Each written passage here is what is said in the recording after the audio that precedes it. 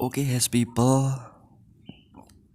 Saya Sultan. Ini adalah video pertama saya sejak 2021 mengenai soal edukasi dan simulasi eksperimen. Beberapa dari kalian yang udah follow IG saya mungkin paham kenapa saya vakum sekian lama. Namun saya yakin ada lebih banyak dari kalian yang belum mengerti kenapa saya vakum sekian lama. Meskipun sejujurnya saya yakin bahwa saya akan kembali ke channel ini lagi, setidaknya dalam waktu 1 tahun. Tapi nyatanya saya ada di sini. Jadi pertanyaannya, kenapa saya kembali? Kenapa saya kembali sekarang? Bukan banyaknya suara dari kalian, bukan hanya sekedar suara hati nurani, tapi semuanya dimulai ketika saya mendengarkan suara Tuhan. Tapi kenyataannya channel sosial seperti ini benar-benar gak bisa ngasilin duit sehari-hari. Jadi dengan kondisi saya yang belum benar-benar mapan, saya menyelamatkan kondisi diri lebih dahulu sebelum membantu orang lain. Ibaratnya percuma juga kan kita mengajak banyak orang masuk ke dalam kapal kita yang sedang karam. Ibarat kegelapan sudah mulai sirna dan secercah sinar sudah terlihat dari kejauhan. Meskipun samar, tapi itulah satu-satunya pintu keluar kita untuk terus melangkah menuju dunia baru, lebih menjanjikan lagi daripada hari ini. Iron is everywhere. Dan seharusnya gak perlu ada yang dikhawatirkan selain terus melangkah maju. Tapi nyatanya hampir di setiap malam tiba, ketika saya memandang langit cerah di malam hari, ada sebuah kekosongan di tengah jiwa saya yang secara konstan memanggil dan meraba-raba sanubari saya. Saya berpikir apa yang salah dengan diri saya. Goal sudah dari depan mata, saya hanya terus berjalan dan menggapainya kan. Bahkan saat ini saya sedang berusaha dan sedang berada di zona nyaman setiap harinya. Secara logika saya merasa penuh dan cukup. Tapi kenapa dalam jiwa saya masih ada sebuah lubang kosong yang menganga? Awalnya saya masih bisa mengabaikan panggilan nurani dalam hati saya itu. Tapi seiring berjalannya waktu, panggilan itu semakin konstan hingga akhirnya saya mendapatkan sebuah jawaban. Di tengah kesunyian, suara nurani saya berani bersuara semakin lantang.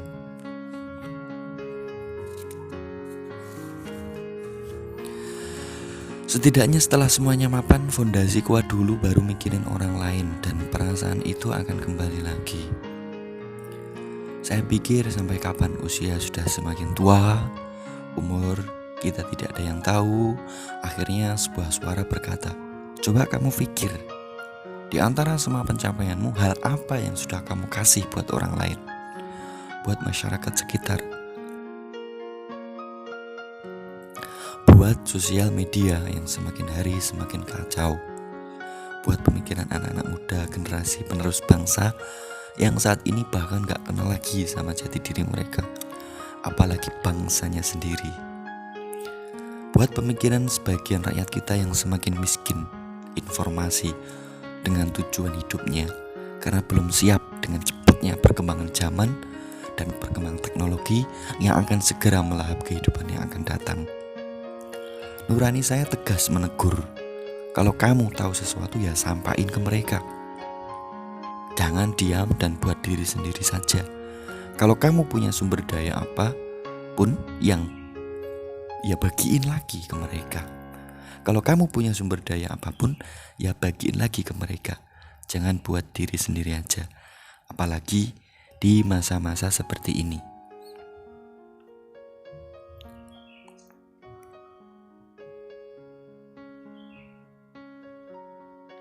Apalagi di masa-masa seperti ini. Karena terkadang sesuatu yang sangat kecil buat kamu bisa jadi sangat besar, bahkan segalanya buat orang lain.